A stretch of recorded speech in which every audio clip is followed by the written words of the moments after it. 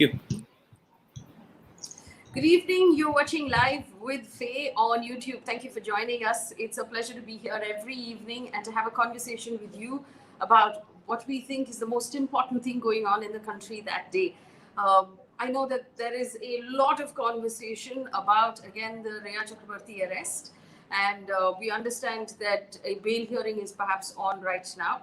But that is not the most concerning thing in the country. Now, I've maintained for 3 straight months that there are three very grave issues facing our country, which ideally journalists should also be focusing on. One, the COVID outbreak. We're now number 2 in the world with the fastest growing outbreak in the world. No one else is adding cases as quickly as India is.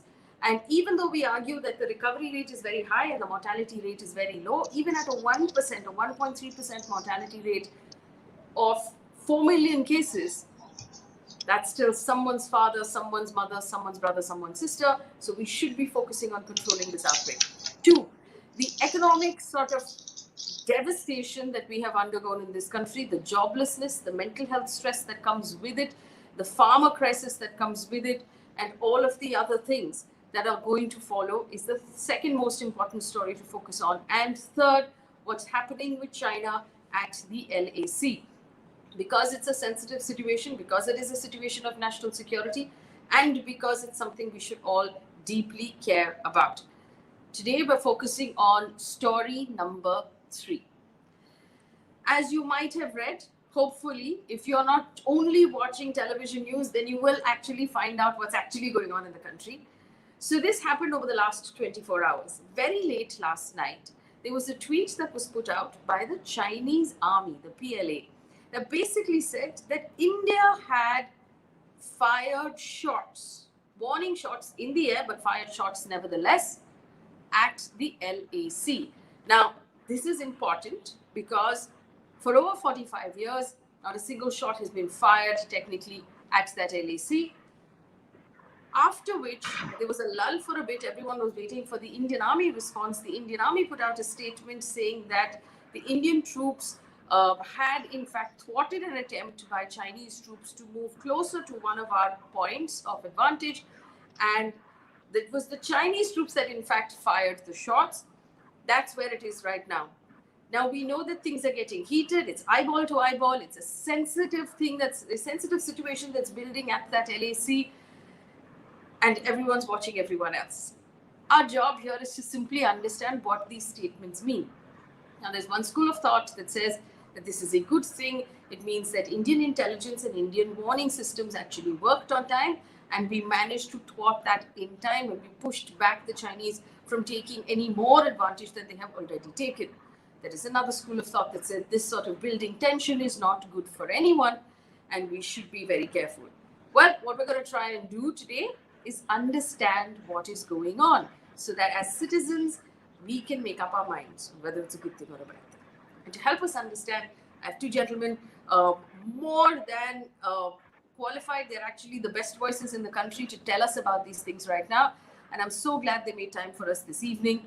Lieutenant General S.A. Hasnain is the former Corps Commander who headed this entire area out of Srinagar, and he's very familiar with the areas that we're talking about. As he's told us on previous shows, he's walked these spaces. So he knows every ridge and every river and every stream. Professor Shrikanth is the professor of Chinese studies at JNU, and he'll help us decode the communication that's coming out of these 2 countries right now to help us understand what is going on. So I'm going to ask very simple questions because none of us are familiar with what's happening right now. General Hasnain, thank you for joining us. Good evening to you. Could you tell us what the significance is of shots being fired, whichever side it is from? The fact that shots were fired, how significant is that? Good evening, Faye, and good evening to your viewers. Good evening to Professor Kondapalli. It's a significant question, no doubt. And about 3 months ago, I was always assessing in my summations and saying that I only hope that the LAC does not become the LOC. And that's exactly what is happening at the moment. You see, it was so different. Absolutely chalk and cheese, because the LAC was interspersed here and there with huge gaps. There was no eyeball to eyeball contact. There was no question of firing. 45 years, no firing had taken place. The LOC was completely different. Eyeball to eyeball contact, every inch of territory covered by fire, and the slightest trigger would lead to shelling, firing, all kinds of things, activities, including infiltration. Now, this is the situation which is built up here at the LOC, with naturally with a much larger quantum of troops suddenly placed there. One second. General sir, 1 second. So just to explain to our audience who don't understand, an LOC is a line of control, which is, this is the line, you don't cross it, I don't cross it, we know where that line is. An LAC is a line of actual control, which is, I think this is the line, you think something else is the line. We have not managed to reach an understanding of this. So we sort of just stay away from both lines. And so there is then a gap because our diplomats and our heads of state have not reached an understanding. Is that correct? No, let me, I'm sorry, I should have started with that actually. Those are the very, very basic things, but we need to start with that. The LOC, first of all, is only with Pakistan. It's the line of control. The army calls it line of control, LC only. It is delineated on ground. It is delineated, designated on the maps also. Everyone knows where it is. But there is eyeball to eyeball contact and this contestation which takes place all the time along the LOC, which is with Pakistan. It is starting right from the international border in Jammu and goes all the way near Siachen in Ladakh. The second thing is the line of actual control, LAC, to differentiate it from the LOC. It is with China. Now, particularly in Ladakh, the LAC, the long LAC there, it is not designated, it is not delineated, and therefore there is a perception that the Chinese have and there's a perception that we have. In 1993, we decided that we will exchange maps and we will start looking at a common line of understanding between us. In the last 27 years, we have not been able to achieve that because the Chinese don't want to achieve that. Because the moment an LAC is delineated, then the process of resolving this problem will start. The Chinese don't want this resolved. They want our attention to be focused on the Himalayas at all times and have the opportunity to coerce us as they think that they get a particular strategic advantage out of that. Now, that's a very important aspect to understand. So the LAC is now getting converted from the LOCs, some situation like the LOC, where you got more and more troops coming in there. And the problem here is that they are attempting to come up to areas which are their perceptions of that line. We have our own perceptions. And this is where all the problem starts, where you get troops on the ground which have not been in such strength for all these years. And now when you coerce each other and you try and go to another person's area, naturally shots will be fired. So far, mercifully, no one has died. So was there an understanding between two countries that shots would not be fired until now? There were rules of engagement which were very much in place. There are lots of doubts about it today after Galwan. A lot of controversy started on it, whether we carry our weapons there, don't carry our weapons there. I don't want to get into all that. But the point is, there's no doubt that for 45 years, we kept the LAC free of it. When I commanded my unit here in 1995 at Pangong So, this was the situation. We hardly found anyone from the PLA there. There were border guards there. There were border guarding units there. There were 3 or 4 people of the Chinese side sitting as observation posts on certain heights, but nothing more than that. And that was our situation also. So it led to no kind of clashes, nothing at all. This situation has started, well, from sometime around 2008 with the more walk-in operations by the Chinese attempt to coerce us from time to time in certain areas of their choice. And this year in particular, making use of the pandemic, in making use of the emerging geopolitical situation of the world, they thought that they could dent India's strategic confidence, which had, was growing by bounds. And therefore, that has resulted in this kind of a situation.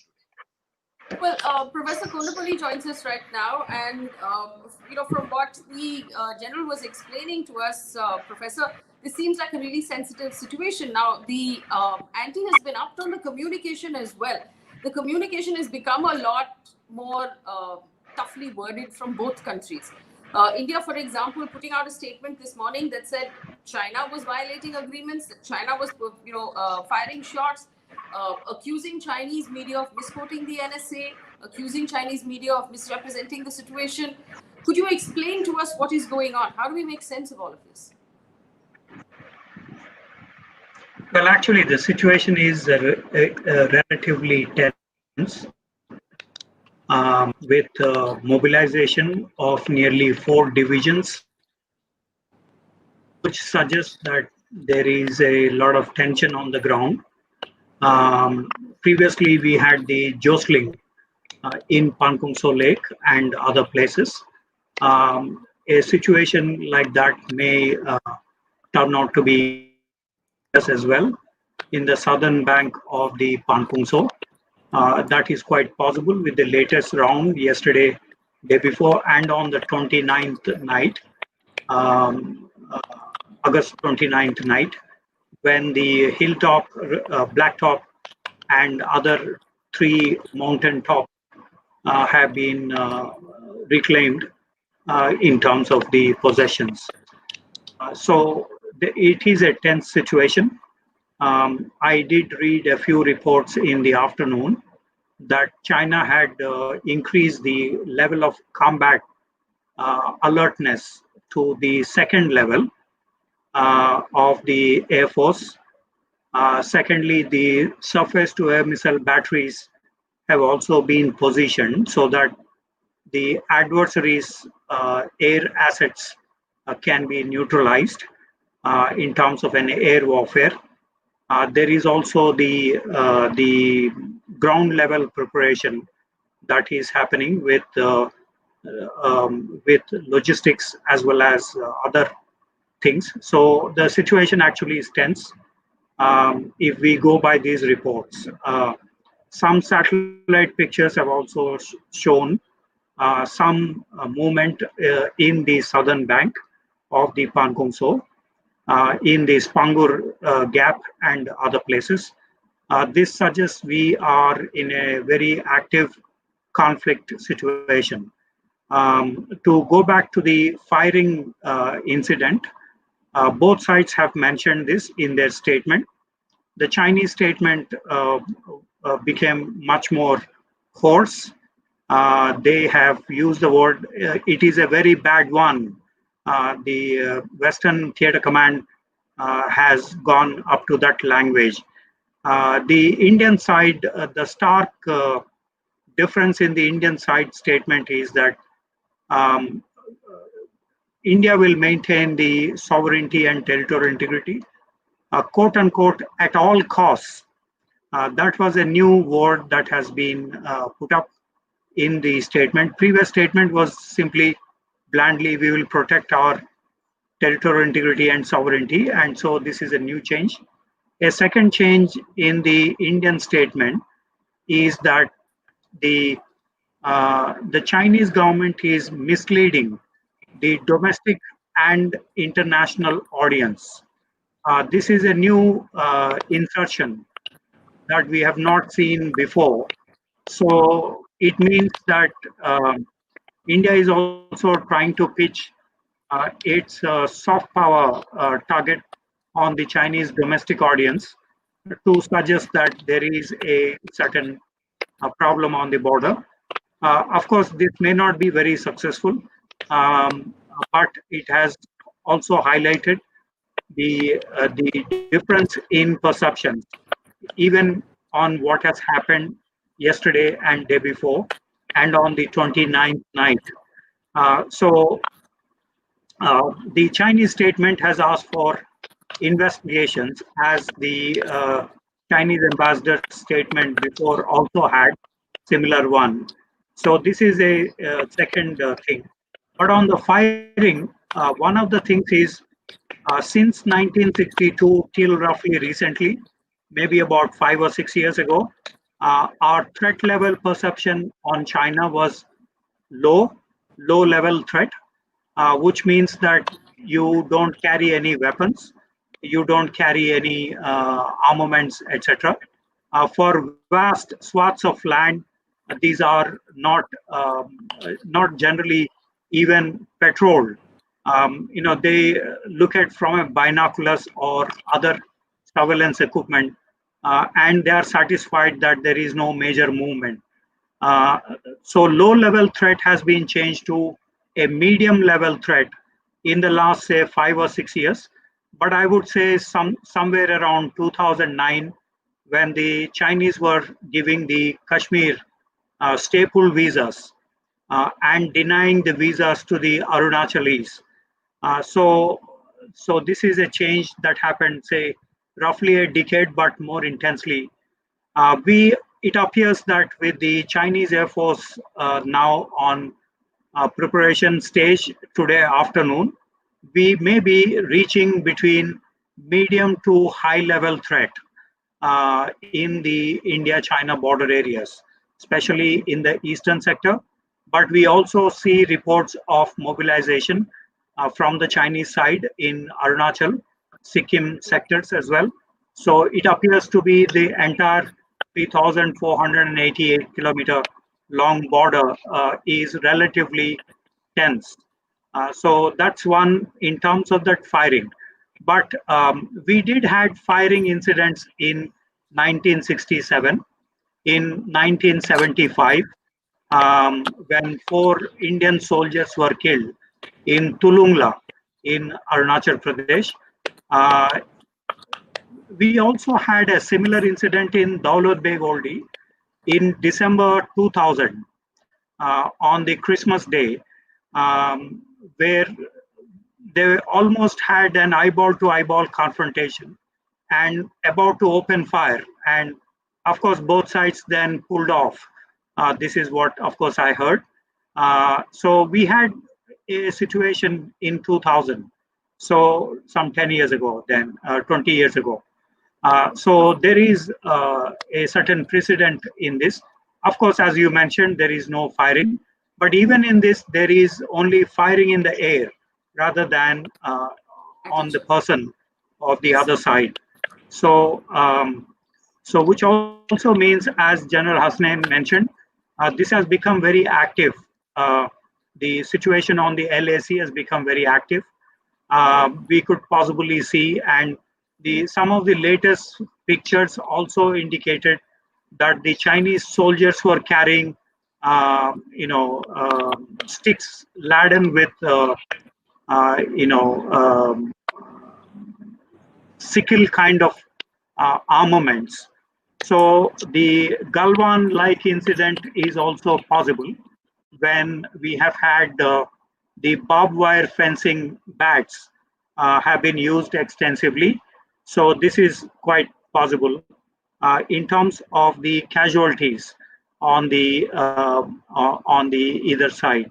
So the situation appears to be a little bit tense than compared with the other days, because this is happening with full mobilization on either side.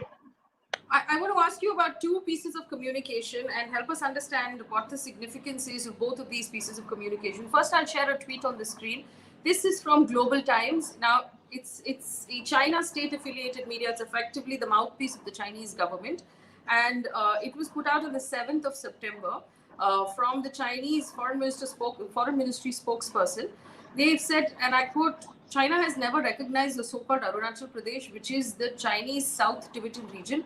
We have no details of the release yet about question in Indian Army sending a message to PA of the 5 missing. Now, yes, the question is also about the 5 missing Indians in the region, but the fact that China is saying that we don't recognize Arunachal Pradesh. The other thing I want to ask you about is the story of the funeral of the Tibetan unit soldier that Ram Madhav attended, or Ram Madhav of the General Secretary of the BJP.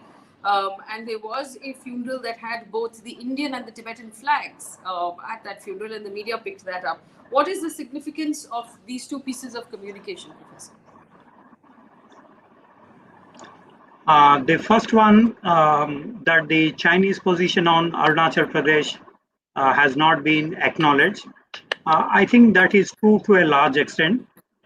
In November 2006, Ambassador Sun Yushi, speaking to CNN IBN at the time, mentioned the area that you call the 90,000 square kilometers south of the McMahon line. The whole area is a disputed territory.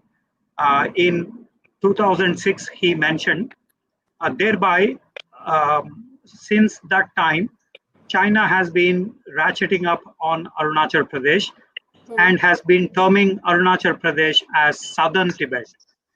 That is an extension of Tibet. So this is nothing new, what Mr. Chao Lijian has mentioned.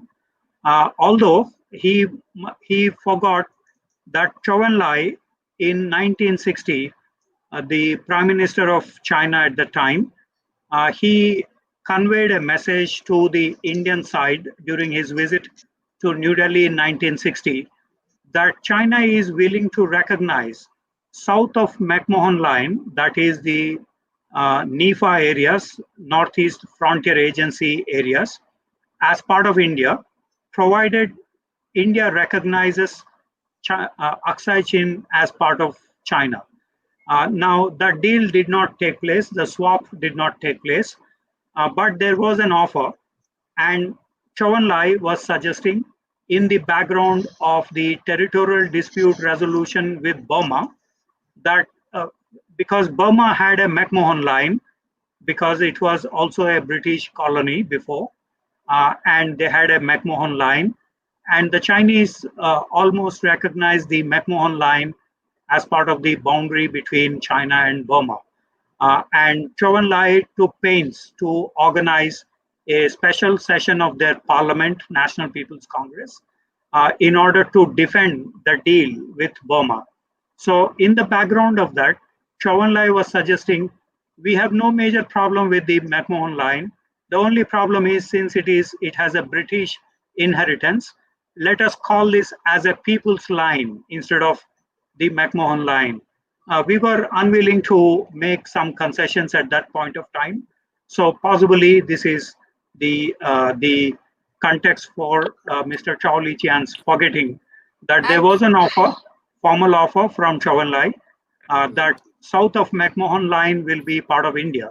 That is the current day Arunachal Pradesh. Of course, since 2006, they have ratcheted up and converted this into southern Tibet in their official documents. On the second issue that you mentioned, it is not unusual for the political leaders to attend the funeral meetings. We had Telangana Chief Minister KCR. He had attended the Colonel Santosh Babu, the commanding officer who was killed in Pankungso in Galwan. The Telangana Chief Minister attended the funeral as well as announced ex gratia, announcement. Some crores. But is there a reference to this soldier being from the Tibetan unit, Professor? No, this is a Special Frontier Force, which is a Government of India body, right? So, and he's a company commander. Okay, General Saab, do you want to help us understand the Tibetan unit? I'm sure that having commanded that space, you're familiar with this unit and its relevance. These units are called Vikas. I can part with this much information. They are called Vikas units. There are 6-7 such units, and there is a special forces unit within Vikas. Supposed to have been kept covered, but today the whole media seems to be talking about it. So I'm not going to be expanding too much on it. But the fact that Mr. Ram Madhav attended the funeral is a recognition of the fact that an SFF personnel and there are displays of the Indian flag and the Tibetan flag, if you notice, in the funeral. So, but that is an acceptance, public acceptance, that yes, we have some organization in which there are people from Tibet who are very much trained and kept as a part of it. But there has been no response on this from the Chinese side so far at all. Nor are we playing it up in any particular way as such. I mean, this kind of a thing could have been used tremendously for all kinds of information warfare and things like that. But India has played it down, and I think it's a very sensible thing. The way the government is playing it at the moment is only revealed that this much of information and nothing more. questions with your permission, gentlemen, from our audience that's come in. Thomas John, thank you for supporting us. Thomas John's question is this: China currently has boundary disputes with 17 other countries besides India. What is likely to be their strategy at this point? Professor? China has 14 land neighbors and 5 maritime neighbors, so 17 in all. But the Chinese have resolved the territorial dispute with 12 land neighbors, excepting with India and Bhutan. They have resolved the territorial disputes with all. In the maritime domain, they have not resolved with anyone. And South China Sea, East China Sea are the key maritime territorial dispute problems. So that is the factual information. I'm sorry, I did not get the other part of the question. So is China flexing its muscle with all of its neighbors at this point, or is India in any way unique? Yes, it is. There are highly nationalist views within China. For instance, some Chinese academics call Kazakhstan as part of China. And by the way, also Manipur as part of China. And another academic belonging to Global Times, by the way, said Vladivostok belonged to that of China. And the Russians were very unhappy after the announcement in a journal. So these are unusual by the Chinese side, but understandable because of the high level of nationalism that has been unleashed. Of course, assertiveness is there on Vietnam, Philippines in the South China Sea, on the Senkaku Islands with Japan. There was the revival of a ancient kingdom, Koguryo Kingdom, with the Koreans. So they alienated both the North Koreans and the South Koreans on this. And in terms of Myanmar as well, there are some tensions recently. Pokhang uprising is one in the borders between Myanmar and China. So if you look at the 14 land neighbors, there is something or the other.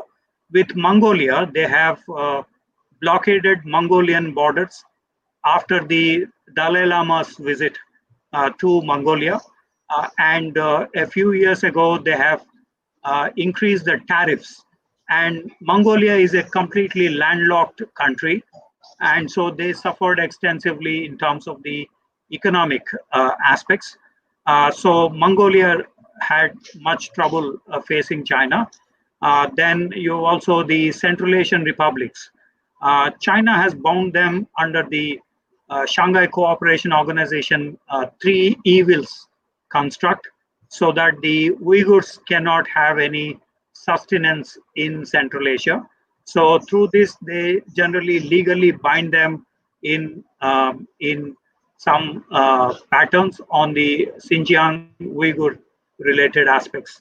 But even with Pakistan, we have seen some tensions recently on the COVID-19 as well as on the PISA related controversies and also other controversies. So with most neighbors, China did had. So this is a phase, I guess, that they are having some trouble with the neighbors. Right. So obviously there has been a lot of bad press with Bhutan, with Nepal. Yes. Bhutan is the neighbor, Nepal is the neighbor. There has been a lot of bad press for China across the world after the virus outbreak originated from China. You'll remember that Donald Trump calling it the Wuhan virus or the Chinese virus, explicitly pinning it on China. And one of the responses from China was that all of its foreign affairs officers and ambassadors just became a little more aggressive with all their comments and all of their tweets. And far more nationalist. General Saab, a question for you. We've had very series of talks on the commander level on the ground in Ladakh, which don't seem to have fructified in any way. We now have our External Affairs Minister, Mr. Jaishankar, who's going to most likely meet his Chinese counterpart in Moscow over the next 24 hours. What can we hope for from that meeting? Let's start from the Raksha Mantri's visit. The Minister of External Affairs, Mr. Jaishankar, has been speaking to his counterpart, I think once, maybe twice, over video conferencing. But of course, in this kind of a situation, a personal meeting is something completely different.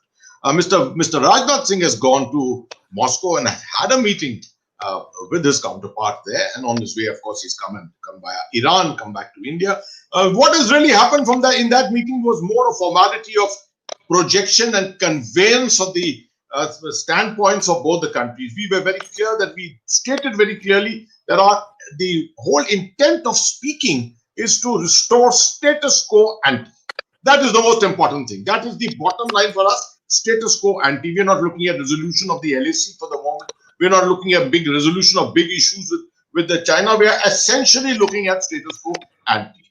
Now, of course, the same situation is what was happening on the military side in the military talks at the ground level. The corps commander, a division commander, including a brigade commander in the last couple of days, all have been speaking only of this: how to restore a little bit of confidence, the complete breach of trust which is there, how to restore some of that trust. All this was being worked upon. So in the backdrop of all this, and now with this this accusation and allegation of the shots being fired, which has incidentally been completely denied by the Indian side, by our side, Mr. Jaishankar is now going there. To my mind, I think the Chinese were attempting to build up all this for this formal meeting between the two external affairs ministers.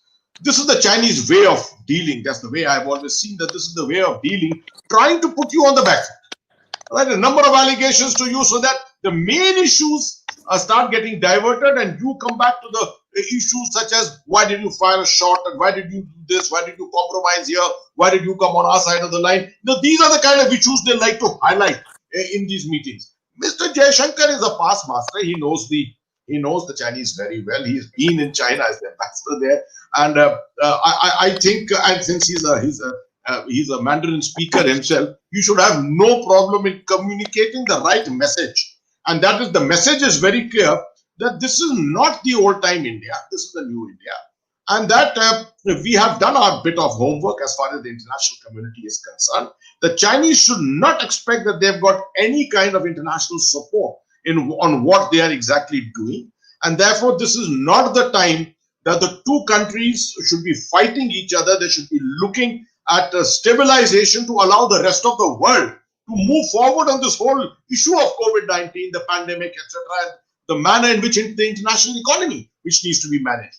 So, Mr. Jaishankar has got a task cut out for him. There's no doubt. He's got a challenge, but he knows his job very well. And I'm sure, although I don't expect that anything is going to come out of it, there will be consultations. There will be some good statements which will come out. I don't expect any challenging kind of statements being made to each other, or any coercive kind of statements to be made to each other by the two external affairs ministers, the foreign ministers. In the typical style of diplomacy, they will speak to each other, will be transparent, they'll put across their point of view. But at the end of it, I don't know whether there's going to be a communique or anything else which will emerge. But the possibility is that nothing much is really going to emerge. For the professor, I can't see the professor though. I wonder if he's still in this conversation. And my question has to do with America. The fact that the US is going into an election, which is going to be heavy campaigning between now and November when they will vote.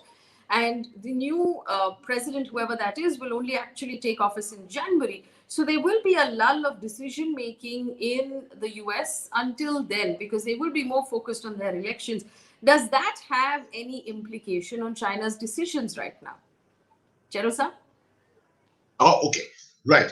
But of course, the whole world is observing America, United States, with what's happening. Last 2 months, 3rd of November is what we are looking at. And thereafter, probably a lame duck government, if this current government president is not elected, and a lame duck government till the 20th of January. So we've got a period of almost about 4.5 odd months. In which there is going to be a period of uncertainty. Now, this is one factor, and the other factor is the aspect of the approaching winter, because I don't think most armies and even China would not be looking at attempting to do too much in winter. You don't start fighting wars in altitudes of 15, 16,000 feet when there is 10 to 12 or 15 feet of snow around. So it will give an opportunity to China to sit back and look at the developing situation, the manner it is happening. There is no certainty that Mr. Biden, if he is the president tomorrow, is going to have a sea change in policy.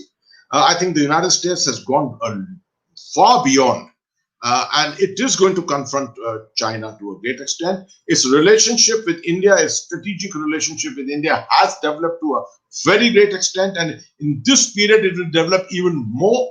So I do see the Chinese attempting to try and coerce India with the same old idea that India will not ally with the United States, will not become a strategic partner with the United States, etc., out of the fear of coercion by the Chinese.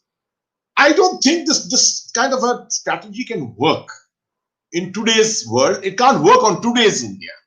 It's a far more strategically confident India. It knows its position in the world. Its economy may be down at the moment. It may be in the throes of a pandemic at the moment. But no, who can say that India will not be back to its position in a couple of months? And therefore, to expect that because of this prevailing situation, we can be coerced, and that because there is a halt in the international community's methodology of looking at the world in the way it is panning out, that because of that we are going to take a back step in the situation which is there in Ladakh. I don't think the Chinese have got our minds right. Shruti Chandran has asked a question which I'm sure is weighing on everybody's mind, and we just need someone to sort of tell us to chill about it, I guess. The question is this: is there likely to be a war or any sort of emergency in the future? How grave really is the situation that we're looking at? See, Faye, one thing our viewers need to understand: the world hardly looks as conventional war. You can say conventional war is out of fashion. Last time that real conventional war was 2003, the Iraq war, the Gulf War II. It was in a conventional way, but with utter asymmetry completely. Two matching powers, two huge countries with matching armies, maybe slight asymmetry here and there. This is not heard of, and to expect that there will be an outcome and there will be results from conventional war is something which is completely outdated, right? So what we are looking at essentially is a tremendous amount of coercive diplomacy. We are looking at a tremendous amount of coercive military action. Every step that is taken today will be counted as one turn of the screw. You see, accusation of firing shots here, or an accusation of a patrol of ours having stepped 50 meters across the perception of line of actual control. These are the kind of things you can expect in the next few days, which will happen. These are all coercive tactics. These are all to show you you're not as good. I'm better.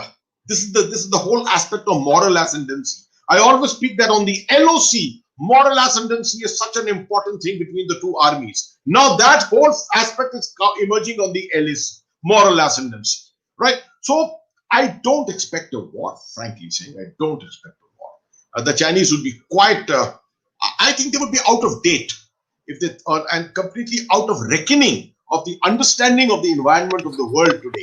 If they think that they can go to conventional war and get the better of India and hope to achieve objectives, I think your viewers need to understand nations go to war with objectives, clear political objectives and clear military objectives. I'm not sure how China has worked out its political and military objectives against India at the moment, but I don't think in any way that they have thought about it, those objectives are achievable under the current circumstances. One more question. Dipanshu Bhaskar is asking this question: should the government be more transparent about the developments at the border? Why are they in denial mode when confronting country citizens? I believe this is still, this is referring to that one statement where the Prime Minister said there was no incursion. Then, we were told there was an incursion. The army has now confirmed it many times, as lately as this morning. Is there a mix-up in communication, in your opinion, as well? Okay. This is an important question, and I need to clarify a lot of things here. See, there's a thing called communication strategy. Yes. And communication is a very important part of war fighting. When wars are there, everyone thinks that wars are only about weapon against each other. It's not that. It is your intent, it is your ability which you bring to battle, and there is a huge spectrum of activities which takes place, including diplomacy, which is a part of warfare, right? Communication strategy forms a very important part of it. Information strategy forms a very important part of it. Now, I think there was a political, allegation on this after the incident at Pangong. Little mix up on the communication and perception and understanding. I think the government clarified it fairly well subsequently that yes. whatever the Prime Minister spoke of was in context of not of Pangong So, but of Galwan. And things happened at Galwan on the verge of the line of actual control, their perception or our perception. If I was referring to this on the line of control against Pakistan, I could have said, yes, it's happened on my territory, yes, it's happened on his territory, right, or disputed territory, or whatever it is, right? In the case of Galwan, I mean, we have a perception, they have a perception. So it's because of this that a statement can be made saying that no one has entered into my territory, no one has entered into his territory. It's just that a standoff, a battle has taken place on the ground across both sides. That is what was being alluded to. Now, regarding the rest of this issue of denial of information and lack of transparency, see, I agree in today's world, 1990, 30 years ago, CNN entered into the drawing rooms of the world, right? 1999, lots and lots of channels entered into our drawing rooms when the war against Pakistan and Kargil was happening. Every war, every adversary has got a different context. Now we've got a different context to China. I think the government's strategy is very clear. It does not want transparency. It wants the army in certain situations to control the situation and will reveal its hand at the appropriate time. I think very, very masterfully done that on the 31st of August, they announced that, see, we have upturned the whole situation. We have gone and occupied certain territories on our side of the line of actual control, which were not occupied earlier, which gave us a certain tactical and operational advantage. Because of that, we can overlook certain areas of the Chinese, the Spangur Gap, and the areas behind it. That is decidedly giving us a major advantage. But this was the right communication at the right time. It's giving us advantage. Remember, too much transparency and too much information works against you in certain situations. I know that everyone thinks that every piece of information in the world of social media today should be on social media. Every Indian should know every move and every plan of the brigade at Chushul and the division at LAC. I'm sorry, it doesn't work that way, right? And why should you know about it? You should be happy that you are aware about it. You are aware about things that are happening. Have confidence in your troops. Have confidence in your army. Have confidence in your leadership. I'm sure that all this will deliver at the end of it. Right. Last question, General sir. As again, from your experience of having served and led in that environment, you started this conversation saying that eyeball to eyeball, this this LAC is now becoming an LOC, which is really a tense space where we know there are guns on either side. Everybody's sort of holding their breath, waiting for the shoe to drop. What sort of environment is that? Is there more risk of miscommunication, misunderstanding of each other? You said initially when we were talking, sometimes someone just fires at something else and it could be misunderstood or misconstrued by the other side. Tell us what that is like for the troops. Lots of things. And I can take the example from the LOC. Lots of things happen on the LOC, for example. Over a period of time on the LOC, for example, the Indian Army has constructed firing ranges in the vicinity of the LOC, but behind undercover, right? Many times there are animals, there is wildlife in that area, and you'll find even patrols have sometimes to fire upon wild bears and things like that. There are snow leopards all over Ladakh in those areas. Now, I'm not being trivial. I'm not trying to be to soft pedal this whole issue. But there's no doubt about it that when you have a situation such as this, the chances of a mistaken firing, mistaken identity firing, no doubt they go up much, much higher. There needs to be a calibrated approach. There needs to be a degree of control. And that is the reason why a communication lines, hotlines are existing at the moment in Pengong So and other areas. It's important to immediately get onto the line. Why should I'm surprised why should the Chinese have at all tweeted about this? If they had a complaint, they should have immediately come on the hotline. After all, the commanders are meeting every other day. Why should this issue have gone all the way back to Beijing? They should have immediately complained about this here, and they could have had a meeting on it. This is how it is done at flag meetings normally on the LOC. So we are finding there are awkward things which are happening there, and we need to learn as we go along to make sure that the potential tensions which are there don't lead to potential standoffs. That is the essence. Professor Kondapalli is back. Thank you for coming back, Professor. My question to you is, and General Saab said that he doesn't expect anything. He doesn't expect war, which was something that our viewer asked. But what do you expect going forward? We also discussed the fact that America right now, going into an election, won't have clarity on its leadership until January next year.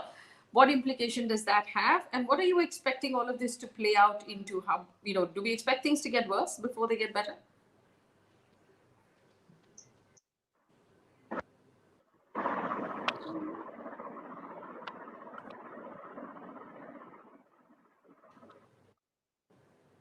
Okay, we seem to have lost Professor Kondapalli there. Unfortunately, we will try and get him back on a different day. We have run out of time. I know that General Saab needed to leave at 8:50. We're 2 minutes past, which is frowned upon in the army, so I'm not going to take any more of your time. General Saab, thank you so much for giving us time this evening and helping us understand this very complicated situation better and sharing your experience with us as well. For our audience, we will be, of course, talking about this as often as we need to in order to understand what's going on. At the end of the day, the general telling us to have faith in the troops and the leadership, that things are being handled as carefully and as shrewdly as they need to be.